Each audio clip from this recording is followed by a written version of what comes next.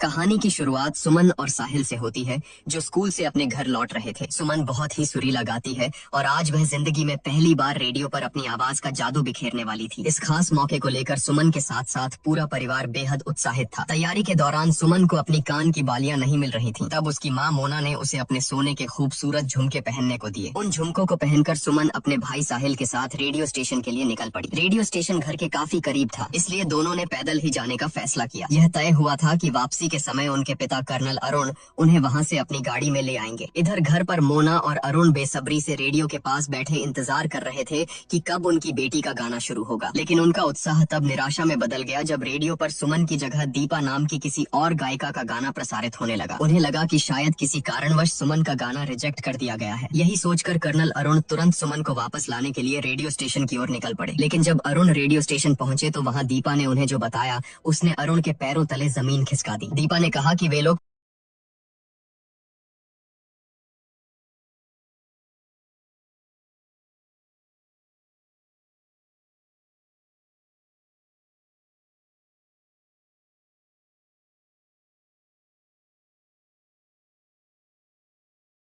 खुद कब से सुमन का इंतजार कर रहे हैं, लेकिन वह तो वहां पहुंची ही नहीं। यह सुनकर अरुण बुरी तरह हैरान और परेशान हो गए। जब यह मनहूस खबर मोना तक पहुंची तो बच्चों की चिंता में उसका रो रो कर बुरा हाल हो गया। 4 घंटे बीत चुके थे, लेकिन सुमन और साहिल का कोई अता पता नहीं था। बच्चों के गायब होने का यह गंभीर मामला सीनियर इंस्पेक्टर जयप्रकाश को सौंपा जाता है। सूचना पाते ही जयप्रकाश फौरन कर्नल अरुण के घर पहुंचते हैं। वहां उन्हें पता चलता है कि बच्चे पिछले 4 घंटों से लापता हैं। शुरुआत में पुलिस को लगता है कि शायद बच्चे अपनी मर्जी से कहीं चले गए होंगे, लेकिन हालात और सबूतों को देखकर यह पहलू बिल्कुल भी सही नहीं लग रहा था। स्थिति की गंभीरता को भांपते हुए जयप्रकाश अंदेशा जताते हैं कि यह अपहरण का मामला हो सकता है और शायद जल्द ही उन्हें फिरौती के लिए कोई फोन आए। इस खौफनाक इंतजार के बीच पुलिस को खबर मिलती है कि एक सुनसान जगह पर एक लाश मिली है। शिनाख्त के लिए कर्नल अरुण को वहां ले जाया जाता है। भारी मन और कांपते कदमों से अरुण जब उस लाश को देखते हैं तो उनकी जान में जान आती है। वह लाश उनके बच्चों की नहीं थी। इससे उन्हें थोड़ी राहत जरूर मिलती है। एक आर्मी अफसर के 2 बच्चों के दिन दहाड़े गायब होने की खबर पूरे शहर में आग की तरह फैल जाती है। आम जन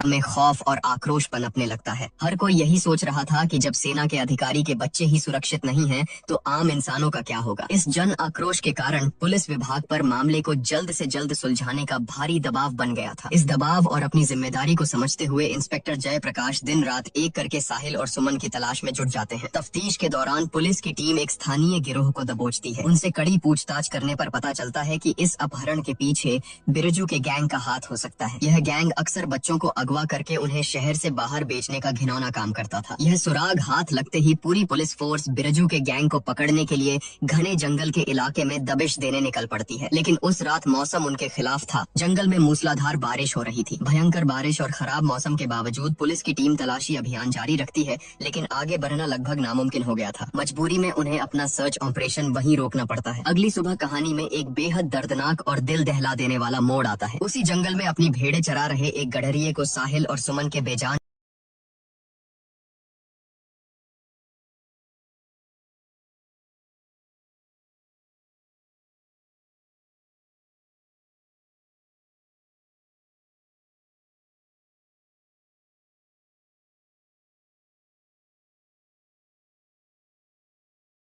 शव मिलते हैं। किस्मत की विडंबना देखिए कि बच्चों के शव उसी जगह से महज 200-300 मीटर की दूरी पर मिले थे, जहां पिछली रात मूसलाधार बारिश के कारण पुलिस का सर्च ऑपरेशन रुक गया था। जब इंस्पेक्टर जयप्रकाश उस घटना स्थल पर पहुंचते हैं तो बच्चों के शवों की दुर्दशा देखकर उनका दिल दहल जाता है। दोनों मासूमों की बेहद बेरहमी से हत्या की गई थी। इस खौफनाक मंजर ने पुलिस टीम को भी झकझोर कर रख दिया था। वहाँ जयप्रकाश के सीनियर अधिकारी भी पहुंच जाते हैं। वे भी इस बात से हैरान थे कि आखिर अपहरणकर्ताओं ने बच्चों को मारा क्यों। अगर उन्हें पैसे ही चाहिए थे तो वे एक बड़ी फिरौती की मांग कर सकते थे। बिना फिरौती मांगे इस तरह से हत्या कर देने का सीधा सा मतलब था कि ये लोग कोई साधारण अपहरणकर्ता नहीं, बल्कि बेहद खूंखार और शातिर कातिल थे। इस बीच घटना स्थल पर मीडिया और रिपोर्टर्स की भीड़ जमा हो जाती है, जो पुलिस से तीखे सवाल करने लगती है। इनमें निसार नाम की एक तेज तर्रार पत्रकार भी शामिल थी। तभी वहाँ कर्नल अरुण पहुँचते हैं। अपने जिगर के टुकड़ों को इस बेजान और खून से लथपथ हालत में देखकर एक मजबूत आर्मी अफसर भी पूरी तरह टूट जाता है और फूट फूट कर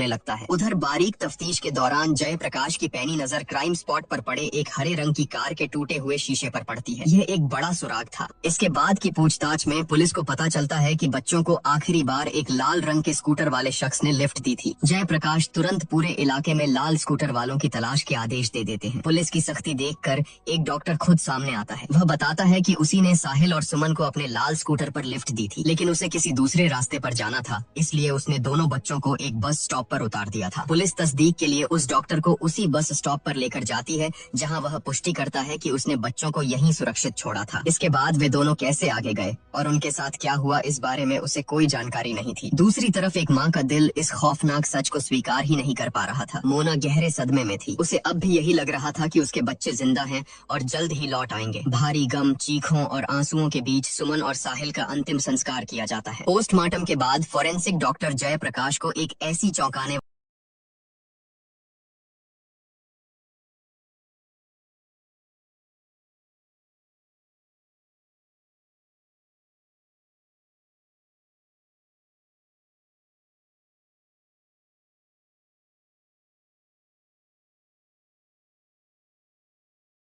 वाली जानकारी देता है जो पूरे केस को एक नया रुख दे देती है। वह बताता है कि बच्चों की हत्या किसी साधारण चाकू से नहीं बल्कि एक बेहद लंबे और धारदार हथियार से की गई है, शायद किसी तलवार से। यह सुनकर जयप्रकाश भी सन्न रह जाते हैं कि आखिर 1970 के इस आधुनिक जमाने में कोई तलवार लेकर क्यों घूमेगा और मासूम बच्चों की हत्या के लिए उसका इस्तेमाल क्यों करेगा। इधर पुलिस उस हरे रंग की कार की तलाश में जगह जगह नाकेबंदी और चेकिंग शुरू कर देती है, लेकिन तभी कहानी में एक नया मोड़ आता है। जयप्रकाश को उनके सीनियर अधिकारी अपने केबिन में बुलाते हैं। वे जयप्रकाश से कहते हैं कि इस केस में उनका काम अब खत्म हो चुका है। शुरुआत में यह एक साधारण अपहरण का मामला लग रहा था, लेकिन अब यह एक बेहद संगीन और उलझा हुआ डबल मर्डर केस बन चुका है। इसलिए अब यह हाई प्रोफाइल केस कुमार नाम के एक ज्यादा अनुभवी ऑफिसर को सौंपा जाएगा। अपने सीनियर का यह फैसला सुनकर जयप्रकाश अंदर तक हिल जाता है। वह बेचैन होकर उनसे मिन्नतें करने लगता है कि उसे थोड़ा और समय दिया जाए, क्योंकि वह खुद इस केस की तह तक पहुंचना चाहता था। लेकिन उसके सीनियर उसकी एक नहीं सुनते। उनका सीधा सा तर्क था कि जयप्रकाश के पास अभी कोई ठोस सबूत नहीं है, उसे सिर्फ एक कार का टूटा हुआ शीशा मिला है, पूरी कार नहीं।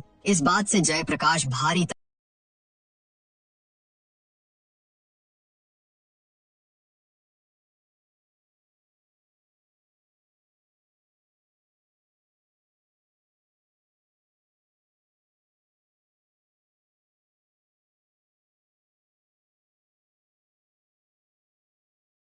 भाव में आ जाता है। वह किसी भी कीमत पर उन दरिंदों को पकड़ना चाहता था। अपने इसी भारी मन के साथ वह निसार से मिलने पहुंचता है। निसार और जयप्रकाश असल में एक दूसरे को मन ही मन बहुत पसंद करते हैं, लेकिन निसार एक पत्रकार है और जयप्रकाश एक पुलिस अफसर, इसलिए दोनों ने अपने इस रिश्ते को दुनिया की नजरों से छिपा कर रखा था। जयप्रकाश निसार को अपनी कशमकश के बारे में बताता है कि कैसे यह केस उसके हाथों से छीना जा रहा है। इस पर निसार उसका हौसला बढ़ाते हुए कहती है कि इतनी जल्दी हार मत मानो जयप्रकाश, उम्मीद की किरण हमेशा बाकी रहती है। निसार की इन बातों से जयप्रकाश के अंदर एक नई आग पैदा हो जाती है। उसे एहसास होता है कि उसके पास केवल यही एक रात बची है। वह ठान लेता है कि आज की रात वह अपनी पूरी जी जान लगा देगा। बिना एक पल गवाए वह सीधा उसी खौफनाक जंगल की ओर निकल पड़ता है जहां बच्चों की हत्या हुई थी। जंगल पहुंचकर वह एक बेहद भावुक और दिल चीर देने वाला दृश्य देखता है। कर्नल अरुण अपने बच्चों की याद में उसी जगह पर बैठे फूट फूट कर रो रहे थे। जयप्रकाश उनके पास जाता है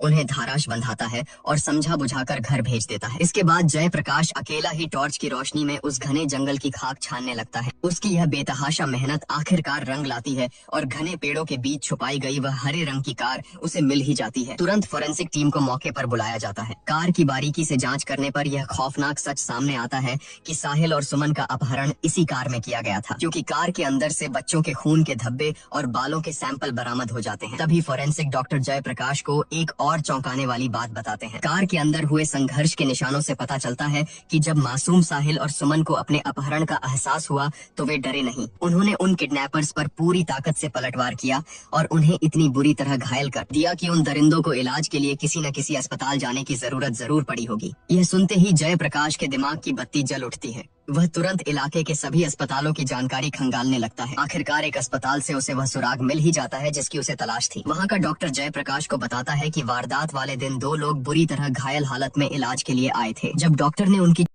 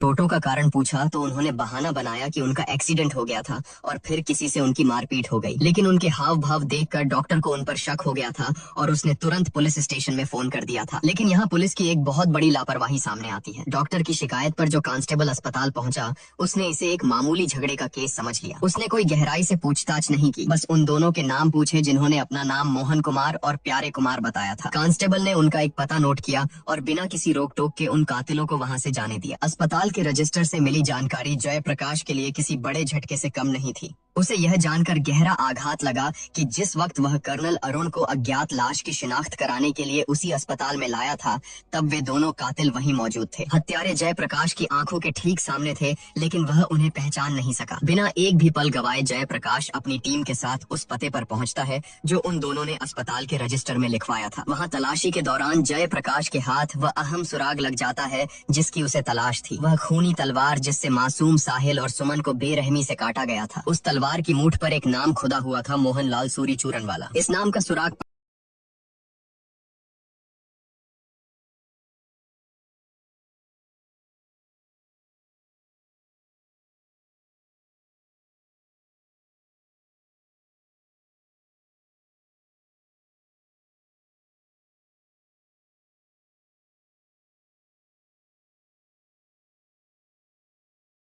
पढ़कर पुलिस टीम तुरंत मोहनलाल के घर पहुंचती है। लेकिन वहां जाने पर पता चलता है कि मोहनलाल अब वहां नहीं रहता। उस घर में रहने वाले मौजूदा किराएदार ने एक चौंकाने वाला राज खोला। उसने बताया कि मोहनलाल का किसी अन्य पुरुष के साथ अफेयर था। 1970 उस दौर में इस बात के खुलने पर समाज में उसकी भारी बदनामी हुई थी, जिसके बाद वह मुंह छिपाकर उस इलाके से कहीं दूर चला गया। हालांकि उस किराएदार को यह नहीं पता था कि मोहनलाल कहाँ है, लेकिन उसने उस आदमी का पता दे दिया जिसके साथ मोहनलाल का अफेयर था। जयप्रकाश तुरंत उस आदमी के घर धमकता है। जब वह पुलिस को लेकर उस कोठी में पहुंचता है तो वहां एक और खौफनाक मंजर उनका इंतजार कर रहा था। कोठी के अंदर मोहनलाल की लाश सड़ रही थी। जांच से पता चलता है कि करीब 3 दिन पहले ही किसी ने मोहनलाल की हत्या कर दी थी। पूछताछ में मोहनलाल के उस प्रेमी ने बताया कि मोहनलाल को शराब की भारी लत थी और वह अक्सर इलाके के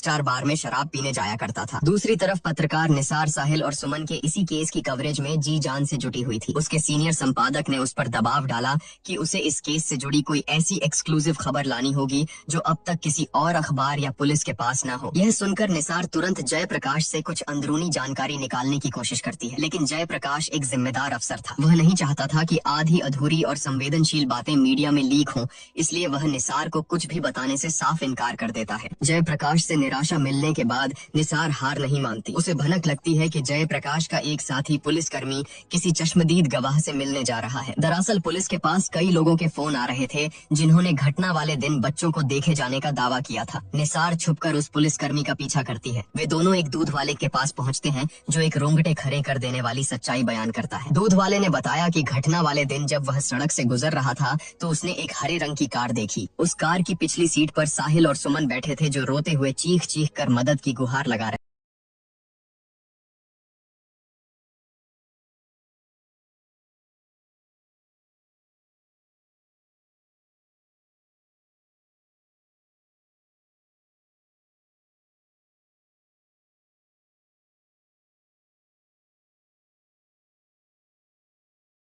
दूध वाले ने अपनी जान पर खेलकर उस कार को रोकने की पूरी कोशिश भी की थी, लेकिन किडनैपर्स ने उसे जोरदार धक्का मारा और कार लेकर वहां से फरार हो गए। इसके बाद दूध वाले ने जो बताया उसने एक बार फिर पुलिस प्रशासन की घोर लापरवाही की पोल खोल दी। दूध वाले ने बताया कि इस घटना के तुरंत बाद उसने अपने भाई को कई बार पुलिस स्टेशन भेजा ताकि वह बच्चों के अपहरण की रिपोर्ट दर्ज करा सके, लेकिन थाने में मौजूद किसी भी पुलिस वाले ने उसकी बात को गंभीरता से नहीं लिया और उसे वहां से भगा दिया। उधर कर्नल अरुण का पुलिस की ढीली कार्रवाई से भरोसा उठने लगा था। अपने बच्चों की मौत का असली सच जानने के लिए वे एक प्राइवेट डिटेक्टिव को काम पर रख लेते हैं। इस तफ्तीश को आगे बढ़ाने और कातिलों तक पहुंचने के लिए उस जासूस को बच्चों की फोरेंसिक रिपोर्ट की सख्त जरूरत थी। दूसरी ओर पत्रकार निसार एक बार फिर जयप्रकाश से मिलने पहुंचती है, लेकिन इस बार जयप्रकाश अपने गुस्से पर काबू नहीं रख पाता। उसे लगने लगा था कि निसार की उससे नजदीकियां सिर्फ और सिर्फ अपने अखबार के लिए कोई चटपटी और एक्सक्लूसिव खबर निकालने की एक चाल है। इसी गलतफहमी और काम के भारी तनाव के चलते जयप्रकाश निसार पर बुरी तरह भड़क जाता है और बिना उसकी कोई बात सुने वहां से चला जाता है। केस की कड़ियां जोड़ते हुए जयप्रकाश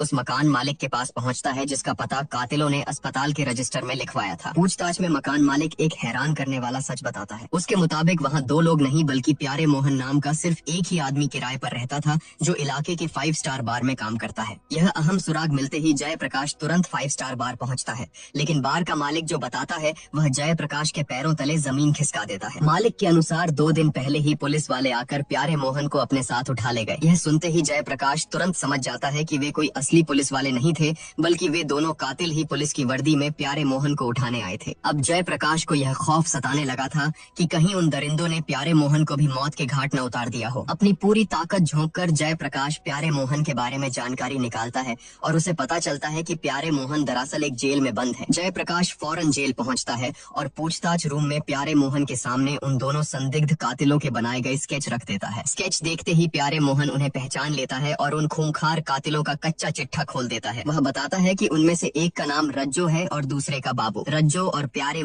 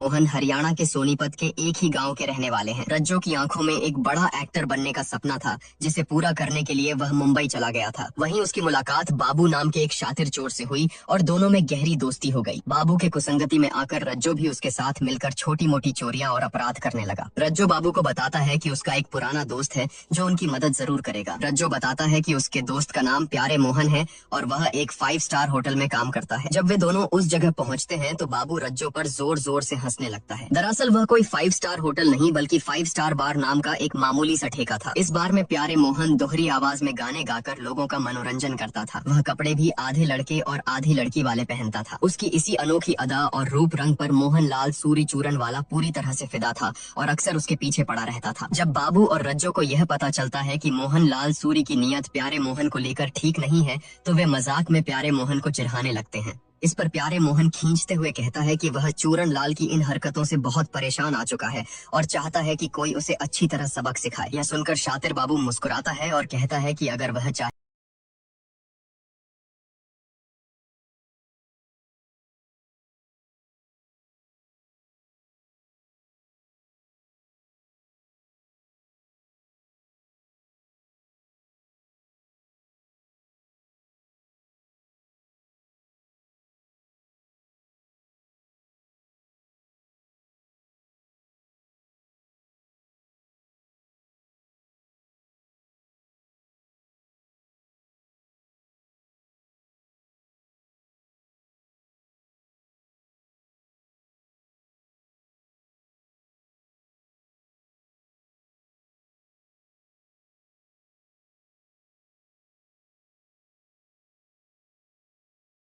तो चूरन लाल का पक्का इलाज कर सकता है। प्यारे मोहन को बाबू की यह बात अच्छी लगती है। उसे लगता है कि वे लोग चूरन लाल को सिर्फ थोड़ी सी धमकी देकर डरा देंगे। इसी इरादे से तीनों चूरन लाल के घर धमकते हैं, लेकिन वहां पहुंचते ही बाबू की असली दरिंदगी बाहर आ जाती है। वह बिना कुछ सोचे समझे चूरन लाल को बेरहमी से पीटना शुरू कर देता है। बाबू का यह खौफनाक और वहशी रूप देखकर प्यारे मोहन की रूह कांप जाती है। उसे पल भर में यह एहसास हो जाता है कि बाबू कोई मामूली गुंडा नहीं बल्कि एक खूंखार कातिल है और उसकी संगत में रहकर उसका सीधा सादा दोस्त रज्जो भी वैसा ही बन चुका है। खौफ के मारे प्यारे मोहन वहां से उल्टे पांव भाग खड़ा होता है। प्यारे मोहन के भागने के बाद बाबू और रज्जो चूरन लाल की निर्मम हत्या कर देते हैं। हत्या के बाद वे उसके घर से एक लंबी और धारदार तलवार चुरा लेते हैं। यह वही मनहूस तलवार थी जिससे आगे चलकर मासूम साहिल और